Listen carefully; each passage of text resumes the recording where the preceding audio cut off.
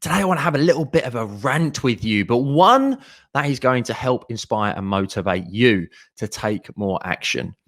Because I believe it's really, really important that you understand your vision for the next 12 months, setting goals in order to achieve high performance and making consistent marginal gains.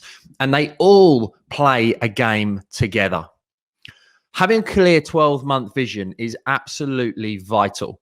Not just for the numbers in your business, and that is really, really important. So many 5, 6, and even 7-figure business owners don't have the basic foundational principles of a cash flow forecast, a profit and loss statement in order to be able to monitor their business over the course of the next 12 months. If you don't have that, you can't set the right quarterly goals. You can't monitor your numbers effectively and efficiently to make logical decisions in your business. So the point of having a 12-month vision, yes, you need annual targets. And yes, you need to make sure that they are broken down into quarterly and monthly and weekly in order to be able to track them. And I'll touch on that in the goals part. But what about for your life? Building a more fun and profitable lifestyle business, to me, is all about doing more of what I love with who I love. So in understanding where I want to be in 12 months' time, every December, I sit down and say, where do I want to be by next December? What does my day look like? How much time do I want to be having with the family? When do I want to take my holidays? When am I going to take my foot off the gas? Because I can't sprint all year for 12 months. It's unattainable and unachievable. You need to allow yourself time to rest, recover, recuperate. So what does your life look like? When are you getting up? When are you going to the gym? When are your holidays with your family? When are you focusing on the business? When are you going to be setting up your launches for your products and your services? Is it going to be a podcast? Is it going to be a book? Do you want to write a book in the next 12 months? What marketing do you need to do? How many leads do you need to have? How many people do you need on the team in order to be able to hit your financial and lifestyle goals? What does it look like? You know, when you think about building a home, you have to have the architect, the person who sees the bigger vision and creates what that looks like as an overall picture, and then gets the buy-in from those on the team. You know, gets the buy-in from the operations manager, the project manager, gets buy-in from the sales team and the marketing team and the administration team. So they're all working towards a consistent, clear goal. If you don't have a vision for your own business, for your own life, for your own monetary targets, then how can you position that vision to the people that are on your team? You need to create the satellite navigation that says, this is where we are going. This is what you are going to achieve over the course of the next 12 months. And if you're a business owner who's a leader of people, you need to help the people on your team create their own vision for the next 12 months, because that is what is going to help you to achieve yours. You need to inspire, motivate, lead, and give direction to those that you are working with. You then need to be able to make sure that you can hold them to account. It doesn't just become about the outcomes, as we spoke about in previous podcast episodes. It's about, who do I want to be in 12 months' time? What do I need to do in order to be able to become that person? What do I need to learn? What do I need to believe? What are the actions that I need to take? So that the more you grow, the more your business can grow, the more those that are around you can grow. You have to set the satellite navigation. You have to create the architectural picture for your next 12 months. Once you have created that, and only then can you begin to work towards it. Only then can you set the goals to achieve that vision. So it then becomes about your goals. And from speaking to millionaires, from speaking to coaching clients, from speaking to those that are further ahead than me, 8 and 9-figure business owners, those that are in sport and high up in sport, in social media, in marketing, in business, many of the people that are coming on this podcast in upcoming episodes. The habits of high performers is all about setting goals that you are working towards. Once you have a clear 12-month vision, you have to break that vision down into quarterly goals. And if you know that you need to be at X figure by the end of 12 months, that's your target. And then you can break it down and say, what marketing do I need to do? What process do I need to have in place? What systems do I need to employ? Who do I need to bring into the business to free me up or you up in order to be able to focus on your superpowers and to be able to move the needle in your business? Those goals you can then look at and say, in the next quarter, what do I need to do to be able to achieve 25% of that? Who do I need? What do I need to learn? What marketing do I need to do? How do I need to structure my day? If I know that by the end of the year, I want to take 1 day off a week, then what I'm going to do is work in the next quarter to taking a quarter of a day off. By 6 months, I can take half a day off. If I know that my goal by the end of the year is to get to 120,000, then my goal by the end of the first quarter should be to get to 30,000. You've got to start breaking this down, because it's the tiny little goals and the step-by-step foundational principles that enable you to get there. And without knowing where you are now versus where you want to be, what's the reality of the seat that you are sitting in right now? How can you assess the right options to be able to move forward with in order to be able to get there? Goal setting is about appreciating where you are now. It's about being grateful for the foundations that you have around you. If you think you're starting from a level playing field, it then just becomes, what's the next step? What's the biggest action that I need to do in order to be able to move the needle? And it's about not just focusing on the outcomes of where you want to be in the next 12 months. It's about, have you got the personality? Have you got the characteristics? Are you doing what you need to do in order to be able to get there? If you can focus on quarterly goals and moving the needle every single month, what do you need to delegate? What do you need to get rid of? Where do you need to focus in order to be driving things forward? Fun and profitable lifestyle business. The key thing is, in setting a 12-month vision, it enables you to sit down every quarter at the end of March and say, okay, this is what we've achieved over the course of the last 10 weeks. This is what it looks like we're going to achieve in the last 2 weeks. What do I need to do to move that needle even further by the end of the next quarter? At the end of March, you're reviewing the architectural picture. Maybe there has been a pandemic. Maybe there has been an economical shift. Maybe there has been a big significant change in your industry that means you need to readjust your December goal, the architectural picture, because much like a satellite navigation, the destination never ever changes. But you might hit traffic, you might hit road bumps, like I just mentioned, and you have to extend the length of time that it's going to take to get there. So every quarter, you're reviewing your annual vision to make sure that you can stay on track. It's much better to set the goal and work towards it and achieve it. If you have to extend the date, that's fine. Don't focus on the outcome. Focus on what you need to do. And then break into the reason why I have the 2 weeks at the end of every quarter. That's where I review. That's where I recover. That's where I slow down. I relax and I focus on other things.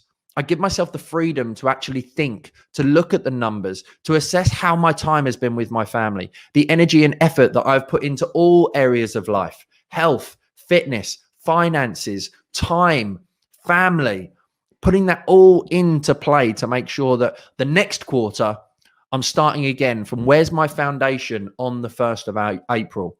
I'm grateful for the last 3 months that I've had. I appreciate where I am now, but this is where I want to be by the next quarter in order to be able to achieve that bigger vision. It's not just about being productive. It's not just about productivity. It's about activity. It's about being proactive. It's doing the things that you need to, even when you don't want to. It's about getting shit done consistently, having the dedication and the commitment to know this is where I am going. And it's about making sure that you are achieving even just the smallest of goals. I love creating 3 goals, 3 things that I want to achieve today. And one of them is always based on my family, making sure that I have time during the day, whether it's to have lunch with them, whether it's to pick them up from school, whether it's to play a game every single day, whether it's to sit down with them in the morning and just focus on a little bit of them. I always have the last hour of every single day with my wife, no distractions on the phone, because they're the reason why. As entrepreneurs and as business owners, we can get so focused on our own business goals that actually you need to make sure you're allowing time for those that you love the most. There's no point in being the richest person in the graveyard. There's no point in working 24/7, 365, sacrificing huge amounts of time with those that you love the most. And once you're working towards your goals on a quarterly basis, you focus on marginal gains every week, every day. Because knowing what you know and knowing where you need to get to in the next quarter, it's not about making huge shifts and huge adjustments. That's the compound effect of what happens over time. It's what I need to do to be 1% better today. How can I improve my marketing by 1% this month? How can I improve my copywriting skills, my leadership skills, the conversations that I have with my team? How can I get 1% more out of the clients that we work with? How can we improve our customer service by just 1%? Over the course of a year, that is 3,778%. I couldn't even remember it myself. 3,778%. To move that needle, are you doing the actions and implementing what you need to, focusing on the goals on a quarterly basis and making marginal gains in order to be able to move forward? The beauty of following this process is that's what's enabled me to remove myself from the day-to-day operations of one of my businesses in 2020. I knew that at the beginning of 2020, we had more leads than we could manage as a business, because as I began to delegate out the sales, as I've spoken about in other podcast episodes, I was then able to focus and elevate myself to focus more on marketing, more on the bigger projects. In freeing up that time and investing it into higher value activities, it enabled me then to generate more inquiries. So at the beginning of 2020, we took on 5 salespeople in the business. But within the space of a month, I was spending too much time managing, too much time being inwardly focused rather than outwardly focused. So I had the conversation with one of my advisors who used to be a Halifax branch manager. I said, look, do you want to manage the team? This is how we do it. Over the course of the next 3 months, you're not going to take any new leads, but you are going to continue to manage your own diary. You're going to continue to make sure that you cover your own cost. In the 5 to 10 hours that you save every single week, not dealing with new inquiries, you focus on managing the team and driving the productivity of the team.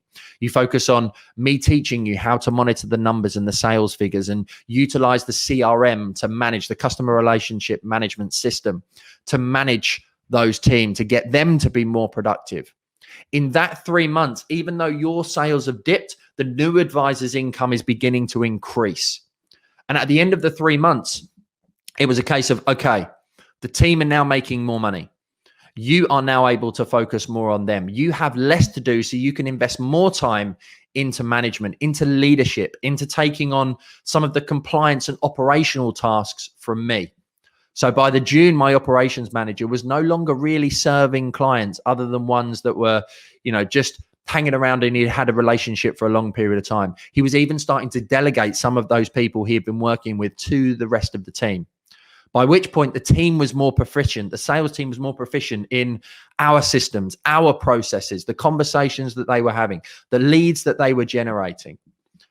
My operations manager was then able to solely focus on driving the productivity of the team, was able to focus on the operational tasks, which freed me up even more. So what did I do with my free time? I invested it more into driving the business forward, into big picture thinking, into improving the systems and the processes, which meant that by the October, I was able to fully step back and no longer have a diary, no longer need to run the business, during which time my operations manager was full-blown running the business. I was able to delegate more tasks, which freed me up to now begin working on at that point in time, the CRM system, a new website, new marketing to take everything to the next level.